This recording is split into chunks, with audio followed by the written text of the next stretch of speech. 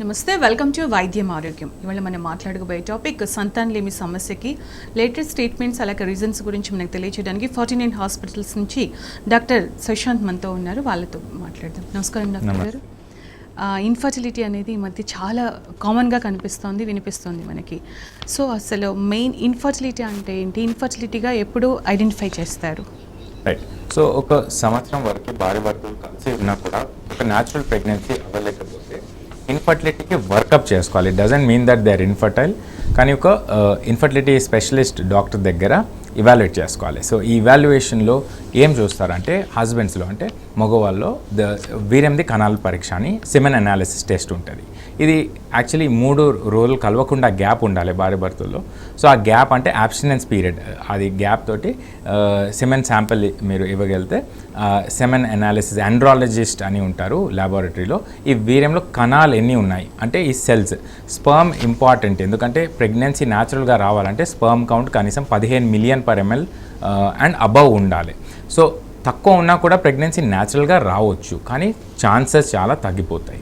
So sperm quality, స్పర్మ్ది రకం, స్పర్మ్ది కదలికలు, ఇవే కాకుండా వీర్యం ఎంత ఉంది, క్వాంటిటీ ఆఫ్ వీర్యం ఏమైనా తక్కువ ఉందా, దాంట్లో ఏమైనా ఇన్ఫెక్షస్ సెల్స్ ఉన్నాయా, ఫ్రక్టోజ్ అనేది, ఇవన్నీ కూడా టెస్టింగ్ చేస్తారు. జస్ట్ ఓన్లీ కణమే కాదు, ఈ వీర్యం టోటల్ ఓవరాల్గా ఎలా ఉంది. ఇది ఒక రఫ్ టెస్ట్ అన్నట్టు ఈ ఫర్టిలిటీకి ఎస్టిమేట్. సో ఇది నెల 2-3 టైమ్స్ కూడా చేసుకోవచ్చు. అంటే ఏదైనా తక్కువ రిజల్ట్ వచ్చినా ఒక స్టాండర్డ్ ల్యాబ్లో చేసుకోవాలి ఈ పరీక్ష. ఇది మగవాళ్ళలో ఏదైనా కారణం ఉంటే తెలుస్తుంది. సెమెన్ అనాలిసిస్ నార్మల్ ఉన్నా కూడా ఒక్కొక్కసారి మేల్ ఫ్యాక్టర్ ఇన్ఫర్టిలిటీ అని వస్తుంది. అది ఎందుకంటే స్పర్మ్లో డిఎన్ఏ ఉంటుంది. ఎగ్లో అంటే వైఫ్ అండాశయాల నుంచి ఎగ్ తీస్తారు కదా, ఆ ఎగ్లో కూడా డిఎన్ఏ ఉంటుంది. సో ఈ జెనెటిక్ ఇన్ఫర్మేషన్లో ఏదైనా డ్యామేజ్ ఉంటే దానికి ఫ్రాగ్మెంటెడ్ డిఎఫ్ఐ అంటారు. సో ఈ ప్రాబ్లమ్స్ కూడా ఉండొచ్చు. ఆ పేషెంట్స్లో నార్మల్ వస్తుంది సెమెన్ అనాలిసిస్. సో అందుకే మనం ఇంకొక థర్డ్ కారణం అంటే 50%, 50% కారణం మగవాళ్ళు ఉంటాయి, ఇంకా 50% రీజన్స్ వైఫ్లో ఉండొచ్చు, ఫీమేల్ ఫ్యాక్టర్. అండ్ మిక్స్డ్ ఉంటాయి ఒక్కొక్కరికి, ఇంకొకరికి అన్ఎక్స్ప్లెయిన్ అంటే తెలియలేకపోయినా కారణం ఉండొచ్చు, ఇడియోపతిక్ అంటారు. సో ఇప్పుడు కామన్లీ మనం మగవాళ్ళలో ఎలాంటి కారణాలు చూస్తున్నారంటే టెస్టిక్యులార్ ఫెయిలియర్ వస్తుంది. మన మ్యాక్సిమం కేసెస్లో చూస్తే FSH అని ఒక హార్మోన్ ఉంటుంది, బ్లడ్ టెస్ట్ అది. ఆ FSH హార్మోన్ 7.6 దాటి వస్తే బీజంలో స్పర్మ్ ఉత్పత్తిలో ఇష్యూస్ ఉన్నాయని మనం అనుకోవచ్చు. అది ఒక indirect test. Blood test shows testicular function. Hormonal imbalances కూడా అవుతున్నాయి. ఇవి అన్నికి రీజన్ ఏంటి అని పేషెంట్స్ అడుగుతున్నారు. సో రీజన్ కామన్గా ఇది టెస్టిస్కి ఎఫెక్ట్ అవుతున్న రీజన్స్ క్యాన్ బి ఇన్ఫెక్షన్స్, ఏదైనా చిన్న ఉన్నప్పుడు, or recent any infections like tuberculosis, mumps, కొన్ని వైరసెస్ ఉంటాయి, కొన్ని బ్యాక్టీరియాస్ ఉంటాయి. ఇది టెస్టిస్కి డ్యామేజ్ చేయొచ్చు. అండ్ ఒక్కొక్కసారి అది టెంపరీ ఉంటుంది, కొన్ని రోజుల్లో క్లియర్ అయిపోతాయి. ఒక్కొక్కసారి అది చాలా సివియర్ అండ్ డ్యామేజింగ్ ఉన్నప్పుడు టెస్టిస్ మొత్తం చిన్నగా అయిపోయి, ష్రింక్ అయిపోయి, అట్రోఫీ అవ్వచ్చు. ఒక్కొక్కరికి వారికోసిల్ అని ప్రాబ్లం ఉంటుంది, నరాలు వాపు వచ్చి వాళ్ళకి ఏమవుతా అంటే హీట్ తగులుతుంది. టెస్టిస్కి హీట్ తగిలితే టెస్టిస్లో స్పర్మ్ ప్రొడక్షన్, స్పర్మ్ క్వాలిటీ అన్నీ తగ్గిపోతాయి. సో కిచెన్లో పని చేసిన వాళ్ళు, ఆర్ పెయింట్ అంటే కార్ పెయింటర్స్, ఫార్మా ఇండస్ట్రీ, ఏదైనా ఫ్యాక్టరీస్లో కూడా if they are getting expose to this chemicals, either inhale చేస్తారు ఆర్ కాంటాక్ట్లో, స్కిన్ కాంటాక్ట్లో కూడా వస్తే ఇది ఒక టెస్ట్ అంటే రీజన్ కావచ్చు ఇన్ఫర్టిలిటీకి. ఇంకా ఇంకొక common reason is sexual infections అన్నట్టు. గోనోరియా, క్లమైడియా, ఇవన్నీ ఇన్ఫెక్షన్స్ ఏం చేస్తున్నాయంటే ఈ పస్ అట్లా ఈ డక్ట్స్ అంత డెలికేట్ ఉంటాయి. ఈ డక్ట్స్లో ఏదైనా చీమ్ వస్తే అది సిస్ట్ లాగా చేంజెస్ వచ్చేసి దాంట్లో వాటర్ కలెక్షన్ అయిపోతుంది. ఆ డక్ట్స్ తొందరగా స్కార్ కూడా అయిపోతాయి. సో ఇది ఒక్కొక్క పేషెంట్లో చాలా వాళ్ళు సఫర్ అవుతున్నారు. ఈ ఇన్ఫెక్షన్స్ కరెక్ట్గా డయాగ్నోస్ కాకుండా వాళ్ళు ట్రీట్మెంట్ తీసుకోరు అండ్ సఫర్ అవుతారు. సో ఇది మేల్ ఫ్యాక్టర్లో కామన్ రీజన్స్ అండి. రైట్, కాలర్ లైన్లో ఉన్నారు డాక్టర్ గారు. సిద్దిపేట నుంచి యాదగిరి గారు. నమస్కారం యాదగిరి గారు, డాక్టర్ గారు ఉన్నారు, మీ సమస్య ఏంటో మాట్లాడండి. నమస్కారం, చెప్పండి. టీవీ సౌండ్ తగ్గించండి, కాస్త మ్యూట్లో పెట్టి డైరెక్ట్గా ఫోన్లో మాట్లాడండి ప్లీజ్. సార్ మాకు నమస్తే సార్. నమస్తే, చెప్పండి.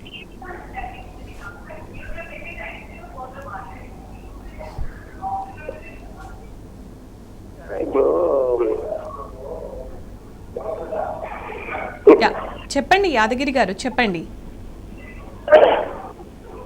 మేము ఆపరేషన్ చేసుకోలేదు. ఆపరేషన్ మాకు ఇద్దరు అమ్మాయిలు. వాయిస్ కొంచెం. ఇద్దరు అమ్మాయిలు ఆపరేషన్ చేసుకోలేదు. Okay. కొంచెం గట్టిగా చెప్పండి. రైట్, కాల్ కట్ అయిపోయింది డాక్టర్ గారు. సో ఇప్పుడు ఐ థింక్ ఆపరేషన్ అంటే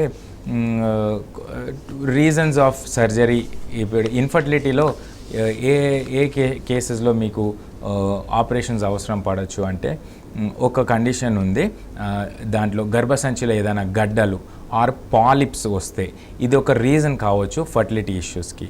ఈ పర్టికులర్లీ ఫైబ్రాయిడ్స్ అంటే ఇప్పుడు రిప్రొడక్టివ్ ఏజ్ అంటే 21 years 21 సంవత్సరం వయసు అమ్మాయి నుంచి 45 ఈ రిప్రొడక్టివ్ ఏజ్ అంటారు. ఈ ఏజ్ గ్రూప్లో కామన్గా ఫైబ్రాయిడ్స్ కొన్ని పేషెంట్స్లో చూస్తున్నాం.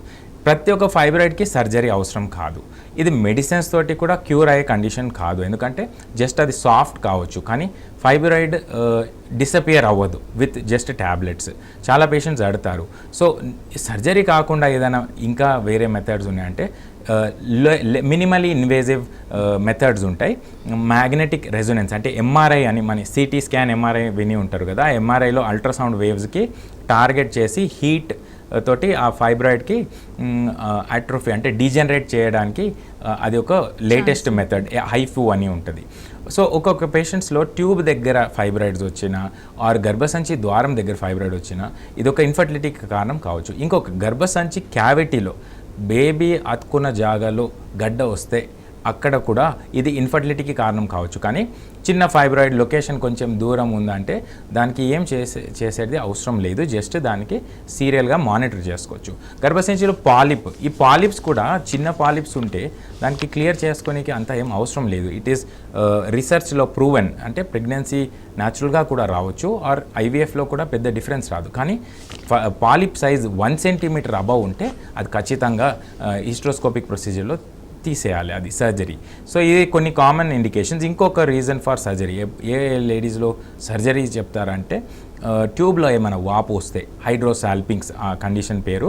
ఈ ట్యూబ్ వాపు ఉంటే అది మంచిది కాదు, ఎందుకంటే దాని నుంచి నీరు వచ్చి పిండం అతుకున్న జాగాకి ఫ్లూయిడ్ అవి అన్నీ వచ్చేసి ప్రెగ్నెన్సీ రిజల్ట్ నెగిటివ్ రావచ్చు, మిస్క్యారేజ్ రిస్క్ ఇంక్రీజ్ కావచ్చు. సో ఇలాంటి పిల్లలు ఉన్న వాళ్ళకైతే డాక్టర్ గారు, సో పిల్లలు ఉన్న వాళ్ళకి బేసికలీ ఇప్పుడు కొన్ని పేషెంట్స్ సర్జరీ చేయించుకుంటున్నారు, సిజేరియన్ ఇవన్నీ.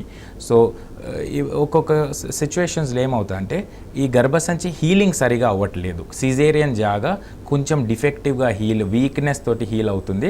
ఆ కేసెస్కి ఇస్తమోసీల్ అంటారు. ఈ ఇస్తమోసీల్ కొంచెం పెద్ద ఉంటే గర్భసంచిలో నీరు వచ్చే ఛాన్సెస్, ఎందుకంటే మన పెరిటోనియంలో ఫ్లూయిడ్ కలెక్ట్ అవుతుంది, దాని నుంచి గర్భసంచిలో అది రావచ్చు. సో ఇస్తమోసీల్ కూడా ముందే కరెక్ట్ చేసుకోవాలి, ఎందుకంటే అది ప్రెగ్నెన్సీలో కూడా ఇబ్బంది రావచ్చు, కుట్ల దగ్గర నొప్పి రావచ్చు 7th 8th month ఆఫ్ ప్రెగ్నెన్సీలో. ఇది ఒక రీజన్. రైట్, కాలర్ లైన్లో ఉన్నారు హుజూరాబాద్ నుంచి రాజేష్ గారు. రాజేష్ గారు నమస్తే అండి, డాక్టర్ గారు ఉన్నారు, మాట్లాడండి. మీ టీవీ సౌండ్ మ్యూట్లో పెట్టి డైరెక్ట్గా ఫోన్లో చెప్పండి మీ ప్రాబ్లం ఏంటో. రాజేష్ గారు నమస్తే, చెప్పండి. అయితే 9 సంవత్సరాలు అవుతుంది సార్ పెళ్ళి. 9 సంవత్సరాలు సిన్స్ మ్యారేజ్. ఓకే, ఇంతవరకు ఏం లేదండి సార్. ఓకే, చాలా హాస్పిటల్ తిరిగినాం, చాలా అన్ని ట్రై చేసినాం కానీ ఇంతవరకు ట్రై చేశారు. ఏం చెప్పారు డాక్టర్ దగ్గర? ఏమైనా కారణం చెప్పారా ఇన్ఫర్టిలిటీకి? కొద్దిగా అమ్మాయికి నీటి బుడగలు ఉన్నాయని చెప్పేసి సార్. ఓకే, పీరియడ్స్ రెగ్యులర్ వస్తాయా? నెలసరి? నెలసరి 2 months ఒకసారి ఉంటాను. 2-3 months ఒక్కసారి. ఓకే, మీది వీర్యం కణం పరీక్ష అంతా బాగుందా? ఉంది సార్, బెటర్. రైట్. సో ఇప్పుడు నీటి బుడగల ప్రాబ్లంకి మనం మెడికల్ టెర్మినాలజీలో పీసీఓఎస్ అంటారు. ఈ పీసీఓఎస్ అంటే ఎందుకు అవుతుంది అంటే దీనికి ఎగ్జాక్ట్ ఒక కారణం కాదు, కానీ మల్టిపుల్ కాజెస్ లింక్ చేస్తున్నారు, ఇంకా రీసెర్చ్లో ఉంది. ఒక్కొక్కరికి ఫ్యామిలీ హిస్టరీ అంటే మదర్కి ఉంటే సిస్టర్కి ఉంటే కూడా అది ఆ కేసెస్లో కొంచెం రిస్క్ పెరిగిపోతుంది. ఇంకొక ఆటో ఇమ్యూన్ రీజన్స్ అంటారు, బ్లడ్లోనే కొన్ని ఇమ్యులాజికల్ ఫ్యాక్టర్స్ అని ఉంటాయి, అది ఓవరీస్ అండాశయంకి ఇన్ఫ్లుయెన్స్ చేస్తున్నాయని.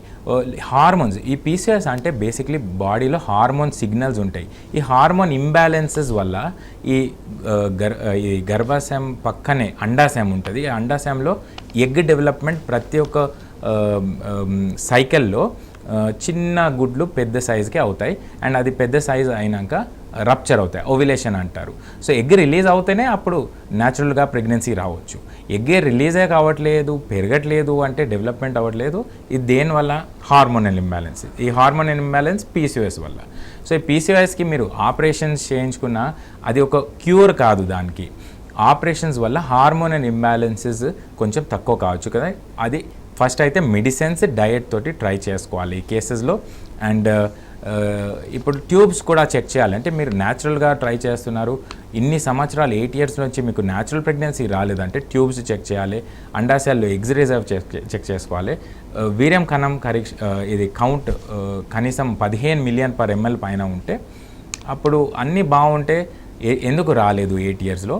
అండ్ దీనికి IUI or IVF me reports బట్టి సజెస్ట్ చేస్తారు. ఇప్పటికే లేట్ అయింది, వెంటనే ఒక్కొక్క మంచి డాక్టర్ని కన్సల్ట్ అవ్వడం బెటర్ అంటారా? ఆ విషయం కూడా ఒకసారి మళ్ళీ చెప్పండి. డెఫినెట్లీ. సో ఇప్పుడు ఎందుకంటే వయసు దాటిపోతే పేషెంట్స్ షుడ్ రియలైజ్, ఇప్పుడు 35 years లేడీస్ ఏజ్ పర్టికులర్గా దాటితే వాళ్ళకి ఈ అండాశయంలో ఎగ్స్ రిజర్వ్ అవి ఫిక్స్డ్ ఉంటాయి, పుట్టినప్పటి నుంచే ఫిక్స్డ్ ఉంటాయి. నెల దాటిపోతే ఎగ్ కూడా తగ్గుతాయి. అండ్ దీనికి మళ్ళీ మనం మందులు ఇచ్చి ఎగ్స్ పెంచుకోలేం, దాని క్వాలిటీ కూడా పెంచుకోలేం. అది ఒక్కసారి తగ్గిపోయింది, 0 అయిందంటే అక్కడికే ఫినిష్ అది. సో అందుకే మనం ఇప్పుడు కొత్తగా ఎగ్ ఫ్రీజింగ్ సజెస్ట్ చేస్తున్నాం. ఎవరైనా కెరియర్ ఓరియంటెడ్ కపుల్స్ ఉన్నా కూడా వాళ్ళు లేట్ ప్రెగ్నెన్సీ ప్లానింగ్కి అనుకుంటే 31-32 years మ్యాక్సిమం ఆ ఏజ్ వరకు they are going through the IVF process. కానీ జస్ట్ ఎగ్స్ వరకే, ఎగ్స్ ఫ్రీజ్ చేసుకొని ఆర్ ఒక్కొక్కసారి పార్ట్నర్స్ అంటే హస్బెండ్ విల్లింగ్ ఉంటే ఎంబ్రియోస్ పిండంకి ఫ్రీజ్ చేసుకోవచ్చు. కాలర్ ఉన్నారు నెల్లూరు నుంచి, మరో కాలర్ జయ గారు. జయ గారు నమస్తే అమ్మా, డాక్టర్ గారు ఉన్నారమ్మా, మాట్లాడండి, మీ ప్రాబ్లం ఏంటో చెప్పండి. నమస్తే, చెప్పండి. సార్ నా పేరు జయ, నేను నెల్లూరు నుంచి కాల్ చేస్తున్నాను. ఓకే. అంటే రీసెంట్గా నాకు 6 years అయింది సార్ మ్యారేజ్ అయింది. ఓకే. నేను ఇక్కడ హైదరాబాద్ చూపించుకుంటున్నాను. ఓకే. నేను సార్ వాళ్ళు ఏంటంటే IVF కన్సల్టేషన్ చేశారు. ఆల్రెడీ రిట్రీవల్ అంతా అయిపోయింది నాకు. ఎగ్ రిట్రీవల్ చేశారా IVF ప్రాసెస్లో? ప్రాసెస్లో ఉన్నాను సార్, కానీ నాకు ఇంతకుముందు ఏం చెప్తున్నారంటే ఫ్లూయిడ్ ఉంది మీకు గర్భాది పొరలో అని నాకు చెప్తున్నారు. అంటే మాట్లాడున్నారు సార్, ఫ్లూయిడ్ అనేది ఇలా ట్యూబ్స్ దగ్గర నుంచి వాపు వల్ల వస్తుంది అన్నారు కదా. ట్యూబ్లో వాపు ఉందని చెప్పారా?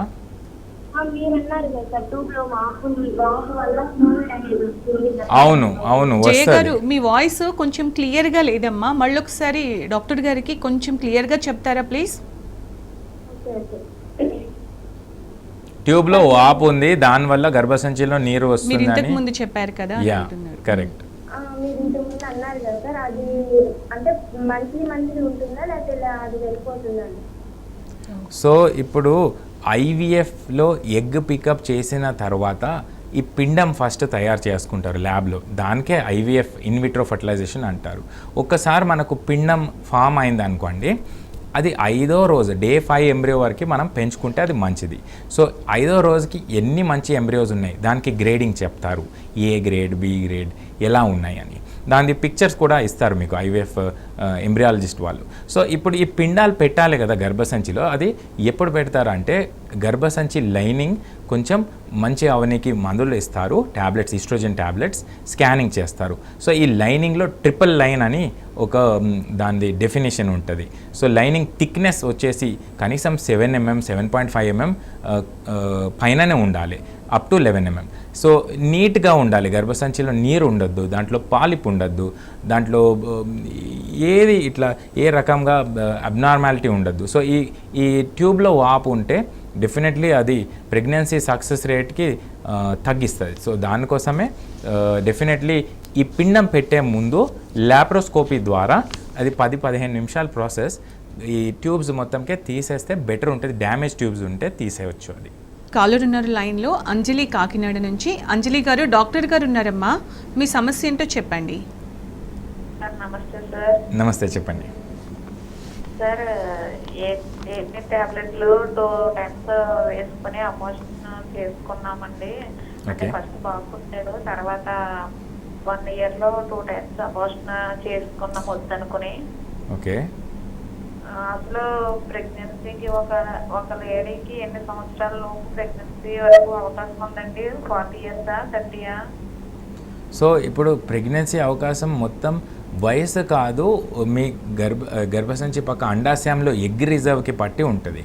సో ఒక్కొక్క లేడీస్లో జెనెటిక్స్ ఇన్ఫ్లుయెన్స్ వల్ల 38 yearsకి కూడా ఎగ్ కౌంట్ అనేది చాలా బాగుంటుంది. ఒక్కొక్కసారి మనం 30 years అమ్మాయికి కూడా we are saying that egg reserve almost భయంకరంగా డ్రాప్ అయ్యి 0 కూడా ఉంటుంది. సో ఈ ఎగ్ కౌంట్ ఎలా ఉంది అది ఒకసారి చెక్ చేసుకోవాలి. అండ్ 40 years దగ్గర రీచ్ అవుతే ఈ ప్రెగ్నెన్సీ కూడా కొంచెం రిస్క్ పెరుగుతుంది. దేనికి అంటే థైరాయిడ్ ఇష్యూస్, షుగర్ అంటే diabetes in pregnancy, high blood pressure in pregnancy, BP కూడా. ప్రెగ్నెన్సీ సక్సెస్ అయిన తర్వాత 5th 6th మంత్కి బీపీ వచ్చేసి 160 120 అట్లా దాటిపోవచ్చు. అండ్ బేబీ గ్రోత్ కూడా, ఉమ్మునీరు, ఇవన్నీ ప్రాబ్లమ్స్ అంటే హయ్యర్ ఏజ్ గ్రూప్కి అసోసియేటెడ్ ఉంటుంది. అలాగే డాక్టర్ గారు, ఇప్పుడు ఆవిడ చెప్పారు 1 yearలోనే 2 times చేసుకున్నాము బాబు పుట్టిన తర్వాత అనేసి. అది కరెక్ట్ అంటారా, లేదంటే వేరే మెథడ్ ఫాలో అవడం బెటర్ అంటారా? సో డెఫినెట్లీ ఇప్పుడు ఈ అబార్షన్కి ట్యాబ్లెట్ చాలా మిస్యూజ్ అవుతుంది. అంటే ఎమర్జెన్సీ కాంట్రాసెప్షన్ కూడా యూస్ చేస్తున్నారు ట్యాబ్లెట్స్, ఐపిల్ అవి అన్నీ. సో ఈ ట్యాబ్లెట్స్లో high doses of steroid, progesterone ఉంటుంది. సో ఇది ఏం చేస్తుందంటే రెగ్యులర్ పీరియడ్ సైకిల్కి టోటలీ ఇర్రెగ్యులర్ చేసేస్తుంది కొన్ని అట్లీస్ట్ 2-3 months. సో ఇంకా కన్ఫ్యూజ్ అవుతారు కపుల్స్, ఎందుకంటే పీరియడ్ మిస్ అయిపోయింది, ఎమర్జెన్సీ కాంట్రాసెప్షన్ పిల్ తీసుకున్నారు, టెన్షన్ పడతారు, మళ్ళీ ప్రెగ్నెన్సీ టెస్ట్ చేసుకోవాలా ఏంటి అనేది అర్థం అవ్వట్లేదు అని. సో ఈ రెగ్యులర్గా అయితే ట్యాబ్లెట్ వాడద్దు. అండ్ అదర్వైజ్ ఆల్సో ప్రెగ్నెన్సీ ఒక్కసారి వచ్చిన ట్యాబ్లెట్స్ తోటి మిస్క్యారేజ్ చేసుకోవచ్చు, అంటే పర్సనల్ చాయిస్ అది. బట్ అది క్లియర్ అయిందా లేదా చూసుకోవాలి. గర్భసంచిలో ఏదైనా ఆ ప్రెగ్నెన్సీ బిట్స్ ఏమైనా ఉండిపోయినాయా అని స్కానింగ్ ఒక్కసారి చేసుకోవాలి. అండ్ బ్లీడింగ్ హెవీగా అవుతుందా, బ్లడ్లో లెవెల్స్ ఎలా ఉన్నాయి, మీ బాడీ హెల్త్ ఎలా ఉంది, 1-2 సంవత్సరాలకి ఒక్కసారి మీ థైరాయిడ్, ప్రోలాక్టిన్, బ్లడ్ లెవెల్స్ ఇవన్నీ ఫిట్నెస్గా ఉండాలి. సో బ్లడ్ ప్రెషర్ ఇవన్నీ చెకప్ కూడా చేసుకుంటే అది చాలా మంచిది అన్నట్టు. అలాగే ఫస్ట్లో మీరు చెప్తూ మేల్ ఫీమేల్ ఇద్దరిని చూసుకుంటే 50-50% ఉంటుంది ఇన్ఫర్టిలిటీ పర్సంటేజ్ అని చెప్పారు. కానీ ఇప్పుడు ఇన్ఫర్టిలిటీ అంటే కొంచెం తెలిసిన వాళ్ళు అంటే ఇద్దరికి ప్రాబ్లం ఉంటుందేమో అనుకుంటారు. కానీ విలేజెస్లో ఇప్పటికి కూడా అమ్మాయిని ఫస్ట్ పిల్లలు పుట్టట్లేదంటే లేడీ మీదనే ఉంటుంది. అలా కాకుండా మెన్కి వచ్చేటప్పటికి ఇంకా ఏ కారణాలు ఉంటాయి, ఇద్దరిది ఎంత పార్ట్ ఉంటుందంటారు? చాలా ఇప్పుడు అయితే మేల్ ఫ్యాక్టర్ ఈక్వల్ రెస్పాన్సిబుల్. అంటే ఇప్పుడు జస్ట్ అమ్మాయికి అంటే గర్భం ఉంటుందని అమ్మాయిల్లోనే ప్రాబ్లం అనుకుంటారు. కానీ బీజంలో నుంచి యాక్చువల్లీ స్పర్మ్ ఉత్పత్తి అవుతుంది. Sperm is what determines boy ఉందా గర్ల్ ఉందా, స్పర్మ్లోనే ఆ క్రోమోజోమ్ ఉంటుంది, స్పర్మ్ డిసైడ్ చేస్తుంది అది. సో అంత ఇంపార్టెంట్ అది. 50% కాంట్రిబ్యూషన్ మగవాళ్ళది స్పర్మ్ది ఉంటుంది. సో ఇక్కడ బీజంలో issues, blockage of sperms, sexual issues చాలా ఉంటున్నాయి, కలవలేకపోతున్నారు. They are also very shy, డాక్టర్కి ఎక్స్ప్రెస్ కూడా వాళ్ళు చేయలేకపోతున్నారు, కాన్సమేషన్ అవ్వట్లేదు మ్యారేజ్. ఇవి అన్నీ అంటే ఒక్కొక్కరికి ఈ స్కిన్ ప్రాబ్లమ్స్ కూడా ఉంటాయి, ఫైమోసిస్ అని, వాళ్ళకి సరిగా రిలీజే కాదు లిక్విడ్. సో ఈ కేసెస్లో డెఫినెట్లీ మేల్ ఫ్యాక్టరే మనం క్లియర్గా ఐడెంటిఫై చేసుకోవచ్చు. ఇంకొక కొన్ని జెంట్స్లో genetic issues and hormone issues, hormone levels చాలా తక్కువ ఉంటున్నాయి. అండ్ దీనివల్ల not just pregnancy and fertility, వాళ్ళ బాడీ హెల్త్కి కూడా ఎఫెక్ట్ అవుతాయి, బోన్ స్ట్రెంగ్త్ ఎఫెక్ట్ అవుతాయి, మజిల్ స్ట్రెంగ్త్, మెమరీకి కూడా యాంగ్జైటీ అండ్ సైకాట్రిక్ ఇష్యూస్ వచ్చేస్తున్నాయి. సో అందుకే ఇది ఈ ఫర్టిలిటీ అండ్ మెడికల్ ఫిట్నెస్ ఇవి కూడా హ్యాండ్ ఇన్ హ్యాండ్, అది చెకప్ చేసుకుంటేనే ఏదైనా ఇన్సిడెంట్లీ మనకు తెలుస్తుంది. చాలా పేషెంట్స్కి మనకు ఫర్టిలిటీ ఇవాల్యుయేషన్కి వచ్చారు, కానీ ఫస్ట్ టైం డయాబెటీస్ అని తెలిసిపోయింది, 11% HbA1c. సో అప్పుడు మనం తొందరగా ఐడెంటిఫై చేసుకుంటే దాని బ్యాడ్ ఎఫెక్ట్స్ బాడీకి మనం కావద్దు అని అదే ఎక్కువ హెల్త్ పాడు చేసుకుండా ఉండే ఛాన్స్ ఉంటుంది. భాగ్య ఉన్నారు పట్టంచెరు నుంచి కాల్ తీసుకుందాం. భాగ్య గారు నమస్తే అమ్మా, డాక్టర్ గారు ఉన్నారు, మీ ప్రాబ్లం ఏంటో నేరుగా చెప్పండి. హలో నమస్తే చెప్పండి అమ్మా. హలో, యా చెప్పండి భాగ్య గారు, వినిపిస్తుందమ్మా చెప్పండి. నమస్తే మేడం గారు. నమస్తే అమ్మా చెప్పండి. మాకు ఇంతకుముందు 2 పిల్లలు మేడం. ఓకే. 2 పిల్లల తర్వాత ఒక బాబు రీసెంట్ గా చనిపోయిండు. ఓకే. నేను తర్వాత రీకన్స్ట్రక్షన్ ఆపరేషన్ చేసుకున్నా మేడం. 3 నెలలు అవుతుంది. 3 నెలలు అయింది. 3 నెలలు అవుతుంది. ఆ ట్యూబ్స్ సక్సెస్ ఉందా లేదా అని మాకు ఎలా తెలుసుకోవాలి మేడం? రైట్. సో ఇప్పుడు రీకెనలైజేషన్ ఆపరేషన్ అంటే గర్భసంచి పక్కనే 2 ఫెలోపియన్ ట్యూబ్ ఉంటుంది, left side and right side. ఈ 2 ట్యూబ్స్లో కనీసం ఒక్క ట్యూబ్ సక్సెస్ఫుల్లీ జాయిన్ అవుతే మీకు న్యాచురల్ ప్రెగ్నెన్సీకి ఛాన్సెస్ ఉంటాయి అన్నట్టు. ఆర్ ఐయుఐ అంటే కణం వాష్ చేసి గర్భసంచిలో ఎక్కియడం, ఈ ప్రాసెస్ కూడా కనీసం ఒక ఫెలోపియన్ ట్యూబ్ ఓపెన్ ఉండాలి. సో ఈ ట్యూబ్లో అసలు ప్రాసెస్ ఏం జరుగుతుందంటే అండాశయం నుంచి ఇది ఎగ్ అండ్ కలుసుకున్నాక తర్వాత ఈ సెమెన్ ఇజాక్యులేట్ ఆ ఫ్లూయిడ్లో కణం ఉంటుంది. ఆ కణం గర్భసంచిలో ఎక్కి ట్యూబ్లో ఈ ఎగ్ అండ్ స్పర్మ్ అనేది ఇది ఫర్టిలైజ్ అవుతాయి అన్నట్టు. ఇది నార్మల్ ప్రాసెస్. ఈ ట్యూబ్ జాయిన్ అయిందా లేదా చెక్ చేసుకోనికి మీరు ఈ టెస్ట్ పేరు హెచ్ఎస్జి అని ఉంటుంది. ఒక ఎక్స్రే చేస్తారు, గర్భసంచిలో డై పెట్టి ట్యూబ్లో నుంచి అది బయటకి వస్తుందా లేదా, ఇది ఒక టెస్ట్ ఉంటుంది. ఇంకా అది కాకుండా స్కానింగ్లో కూడా చూడొచ్చు. అది స్కానింగ్లో సలైన్ వేసి చెక్ చేసుకోవచ్చు.